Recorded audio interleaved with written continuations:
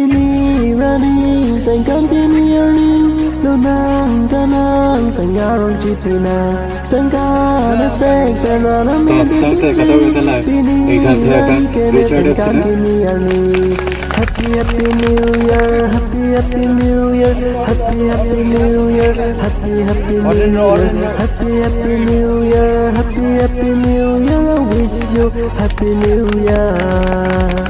We so we don't get one bang on singaro chipilo na.